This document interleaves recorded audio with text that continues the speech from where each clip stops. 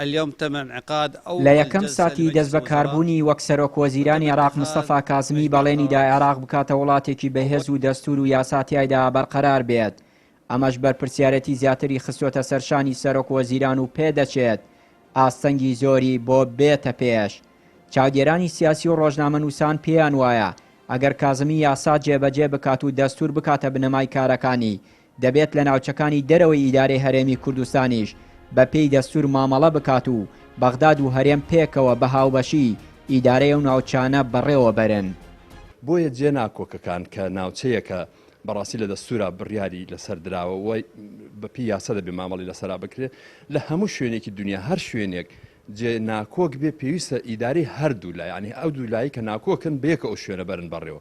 بەڵام بەداخەوە کاتێک کە دەسەڵاتی پارتویکێتی بوو دەسەڵاتی حکوومەتی عراقیان کس کردبوو. ئێستا حکوومەتی عراقی دەسەڵاتی کوردی هەر نەیەشتووە بۆیە ئەو وەزعی ئێستا ئاسایی نییە لە ناوچەدا بڕێنراوەکان. قەناعەتم وایە پێویستی بە تەفاهم هەیە کە بەیەکەوە بەپێی دەستور ئەم ناوچەیە چارەسەر بکەن. بەڵام پێشم وایە پشکی هەر بەردەکەوێت کازمی گۆڕانکاری لە پۆستە سیادیەکانی ئەم ناوچانە هەردەکە. لە کاتی سەردانی بۆ کەرکووک و ناوچەکانی باشووری کەرکووک و سەرپەرشتی ئۆپراسیۆنی سەربازی لەو ناوچانە مستەفا کازمی سەردانی ئیدارەی کەرکووکی نەکرد و پارێزگاری بە وەکالەتی کەرکووکیشی نەبینی. ئەمەشەوە دەردەخات کازمی دەیەوێت بە پێی دەستور مامەڵە لەگەڵ ئەم ناوچانە بکات. مستەفا کازمی کە سەردانی کەرکووک کرد نهاتە ناو ئیدارەی شاری کەرکووکەوە و سەرۆکی ئیدارەی کەرکووکش کە پارێزگارە لەگەڵ نهات نەبینی نە لەگەڵ خۆشە باڵن هاوڕێتی کرد.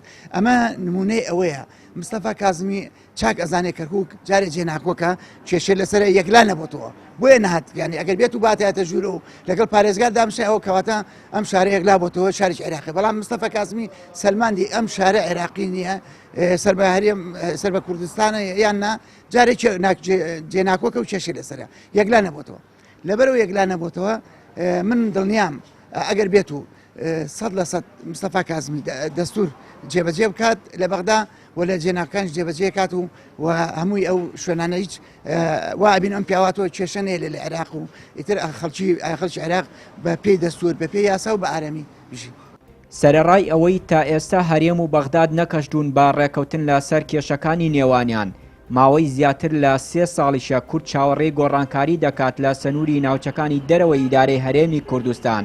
بەڵام ناکۆشیەکانی نێوان پارتی و یەکێتی و بێمەتمانەی هاوڵاتیان بەو دوو حزبە وای کردووە زیاتر بێئومێد بن و چاوەڕێ بن سەرۆک وەزیرانی نوێی عێراق هەنگاوی گۆڕانکاری لەو ناوچانە بنێت. چیان نووری کەناڵی ئاسمانی پەیام کەرکووک.